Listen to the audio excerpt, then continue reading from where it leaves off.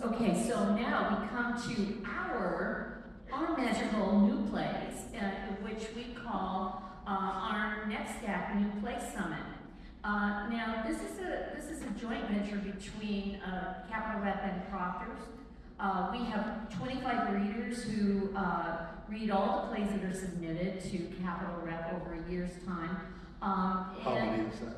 What? Yeah, I was going to say, over 400. Over 400 plays. We have a reading circle of over 25 people who read the plays, and then the plays that we're most interested in kind of percolate to the top. We usually have 3 that we're very interested in. Well, I'm very happy to say that the play that rose to the top in our last next act is a funny play. And it's a family play. And I'm not going to say more because the author of Rosie is Red and Everybody is Blue is from the Capital Region. Now, the thing that's so wild about this is that we read the plays without knowing who wrote them. So when we pick the winner, we really don't know who the winner is, where they're from, or anything, and they've been from all over the place. But this is going to be a really, really wonderful thing for us because we've got the winner of the 2023 Next Act New Play Summit here tonight, and I really hope we can give him a great homecoming. Please welcome John Spellos.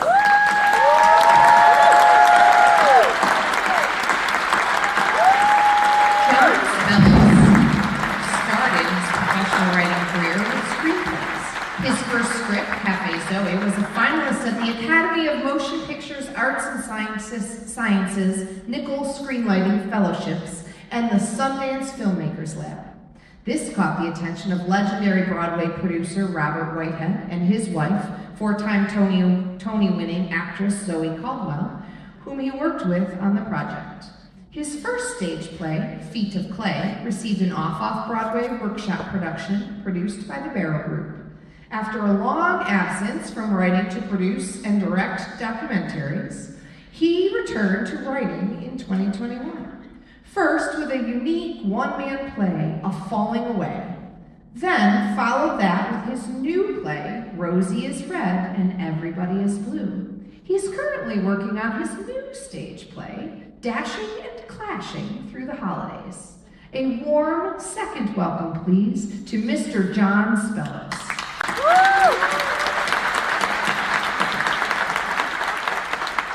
John, it is great to have you here with us for the not-so-late-night show. So your play, Rosie's Red, Everybody's Blue, is the world premiere for this upcoming season at the Rep. Can you give us a 30-second pitch about the show? 30 seconds. Usually take me 30 seconds to clear my throat, but I will do my best. Rosie is, the play is about a woman named Rosie whose adult son is depressed after a breakup, and he moves back home, where she already has her husband's brother also living there, driving her crazy. Now, this doesn't sound like a comedy, but Rosie's at a point in her life where so much has been dealt with her, and she's of a certain age, that she has no filter. She says whatever's on her mind. There is no second guessing what she's thinking. And she's dealing with a lot of things, so I don't think there's a lot of surprises, so it's hard not to give away too much. I think there are a lot of women in the audience who understood exactly what you meant by, at a certain age we have no filter, and say exactly what we mean.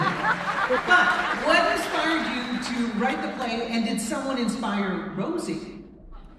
About a year and a half ago, I was invited to the National Playwright Symposium, and Marsha Norman was there, Pulitzer, Tony-winning writer, and there was a small group of us, and she set this challenge for the night to write 10 pages about something, a tough event in our life that was more than 10 years ago, and to write it that night and to have it ready for actors by 6 a.m. the next day. So I left there saying, yeah, I'm not doing that. So I was having a good time. I was like, well, I'm gonna write something dark now? I was like, no, forget it.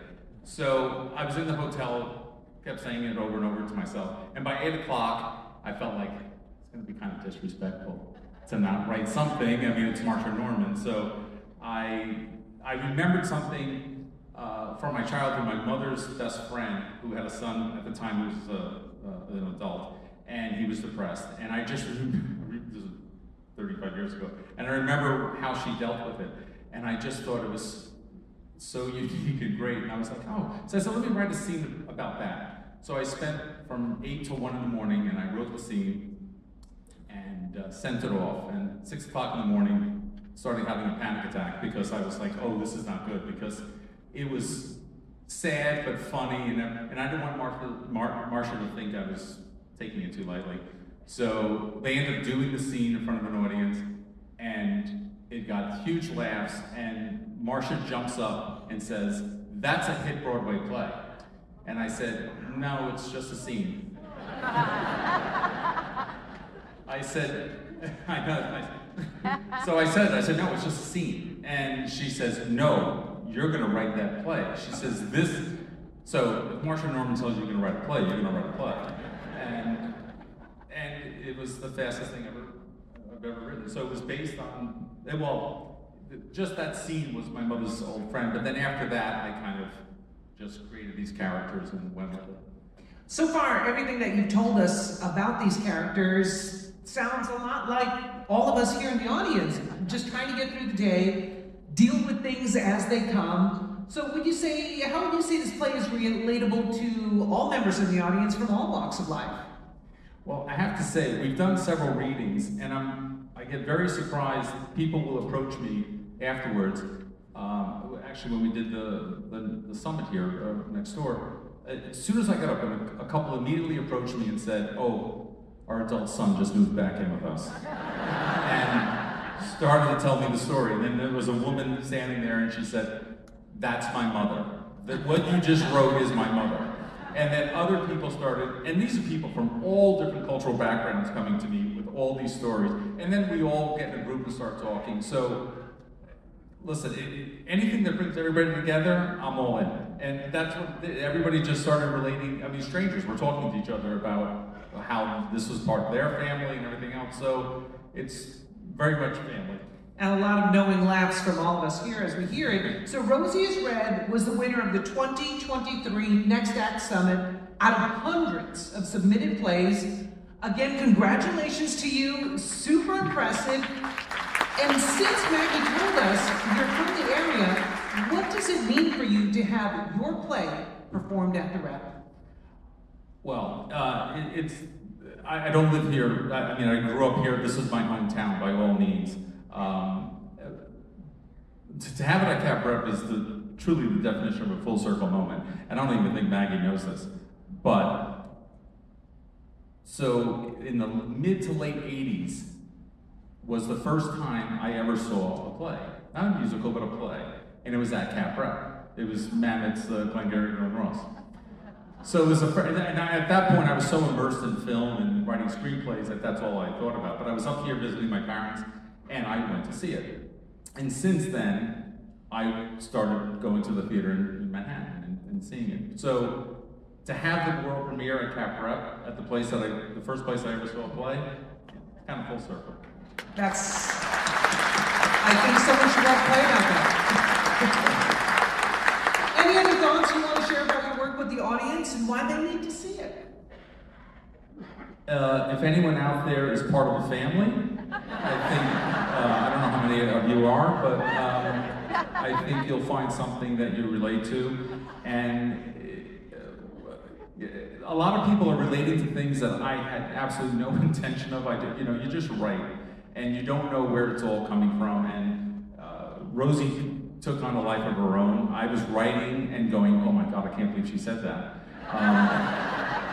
Truman Capote used to say, never blame the writer for what a character says. And I understood that. So I think if you want to laugh, you want to have a good time, you want to relate to things, you may cry a little bit here and there, but you're going to laugh overall. It's definitely a worthy night at the theater. Everyone, thank you so much, John, for being here tonight. This chat has been lovely. Once again, big hand to John Spellos, writer of Rosie is Red, Everybody's Blue, and winner of the